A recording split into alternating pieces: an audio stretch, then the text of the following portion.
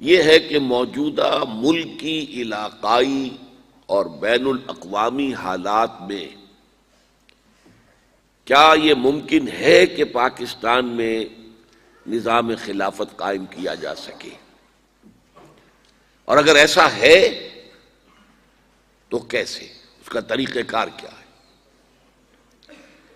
یہ یقیناً ایک ایسی بات ہے کہ جس کے ضمن میں کافی کچھ اختلافات کی گنجائش ہوگی۔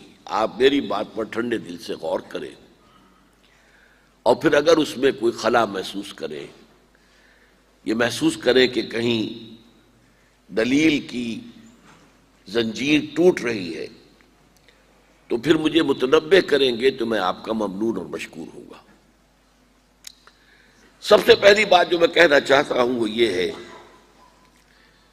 کہ عالمی نظام خلافت دنیا کی تقدیر مبرم ہے۔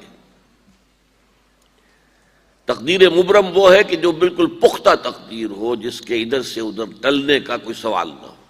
ایک تقدیر معلق ہوتی ہے جس کے بارے میں کہا جاتا ہے کہ وہ دعا سے ٹل جاتی ہے، اور ایک تقدیر مبرم ہوتی ہے کہ جس کے ٹلنے کا، جس کے نہ واقع ہونے کا کوئی امکان نہیں۔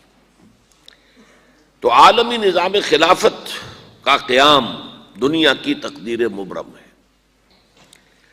اس کو میں دو حصوں میں ٹیکل کرنا چاہتا ہوں۔ ایک تو ہم مسلمان ہیں، ہمارا ایمان قرآن پر ہے، ہمارا ایمان محمد الرسول اللہ صلی اللہ علیہ وسلم پر ہے، ہم آپ کے فرامین اور فرمودات کو مانتے ہیں، اور پھر خاص طور پر عہد حاضر میں مختلف اوقات میں اللہ تعالیٰ کچھ ترجمان القرآن لوگوں کو پیدا کرتا رہا ہے۔ جیسے کہ ایک زمانے میں امام ابن تیمیہ رحمۃ اللہ علیہ کو یہ خطاب دیا گیا تھا کہ ترجمان القرآن ہے یہ۔ جب ان کا انتقال ہوا ہے تو پورا شہر گونج گیا تھا، صلو علی ترجمان القرآن، آؤ چلو نماز جنازہ میں شریک ہو جاؤ اس شخص کے کہ جو قرآن کا ترجمان تھا۔ عہد حاضر میں ترجمان القرآن کا وہی مقام میرے نزدیک علامہ اقبال کو حاصل ہے۔ تو میں اصل میں قرآن، پھر احادیث نبویہ علیہ الصلاۃ والسلام، اور پھر علامہ اقبال کے کچھ شعروں کے ذریعے سے یہ بات واضح کرنا چاہتا ہوں کہ یہ تقدیر مبرم ہے، یہ ہو کر رہے گا۔ اس کے لیے سب سے پہلے قرآن کی طرف رجوع کیجئے تو اگرچہ قرآن میں صراحت کے ساتھ یہ بات مذکور نہیں ہے، لیکن قرآن مجید میں صغرا کبرا یہ وارد ہوئے ہیں جن کو جوڑ کر نتیجہ نکالا جا سکتا ہے۔ اور یہ بات جان لیجئے کہ جہاں قرآن مجید کے اندر اس طرح کا کوئی معاملہ ہو کہ بات پورے طور پر صراحت کے ساتھ سامنے نہ آ رہی ہو، اشارات موجود ہوں، تو ان کی وضاحت کرنا یہ فرض منصبی ہے محمد الرسول اللہ صلی اللہ علیہ وسلم کا۔ لِتُبَيِّنَ لِلنَّاسِ مَا نُزِّلَ إِلَيْهِمْ، اے محمد صلی اللہ علیہ وسلم، ہم نے آپ پر یہ قرآن، یہ ذکر نازل کیا ہے تاکہ جو کچھ لوگوں کے لیے ہم نے نازل کیا ہے اسے لوگوں پر آپ واضح کر دیں، کہیں اگر کوئی انہیں ابہام محسوس ہو تو اس کی وضاحت آپ کی جانب سے ہو جائے۔ چنانچہ ہم نے دیکھا ہے کہ قرآن مجید میں بار بار آیا وَاعْتَصِمُوا بِحَبْلِ اللَّهِ، وَاعْتَصِمُوا بِاللَّهِ، اللہ سے چمٹ جاؤ، اللہ کی رسی کو مضبوطی سے تھام لو، لیکن کہیں صراحت نہیں ہے کہ اللہ کی رسی سے مراد کیا ہے۔ اس کی صراحت کی محمد رسول اللہ صلی اللہ علیہ وسلم نے کہ یہ قرآن ہے، القرآن حبل اللہ الممدود من السماء الی الارض، یہ قرآن جو ہے اللہ کی وہ رسی ہے جو تنی ہوئی ہے آسمان اور زمین کے مابین۔ تو قرآن مجید جو ہے وہ حبل اللہ ہے۔ علامہ اقبال نے بھی اس کو کہا ہے کہ ماں ہما خاک و دل آگاہ اوست، اعتصامش کن کہ حبل اللہ اوست، از یک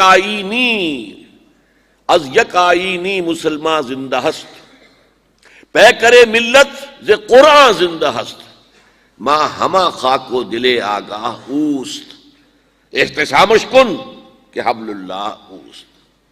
ایک آئین ہی کی بدولت جو ہے، جو امت ہے، ملت ہے، وہ زندہ ہے، اور در حقیقت یہ پیکر ملت جو ہے، اس میں جان جو ہے، جو روح ہے، وہ قرآن کی ہے۔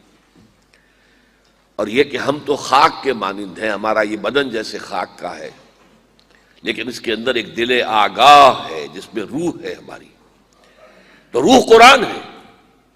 پکڑو اسے مضبوطی کے ساتھ، استثامش کن کہ حبل اللہ اوست، کہ حبل اللہ یہ ہے۔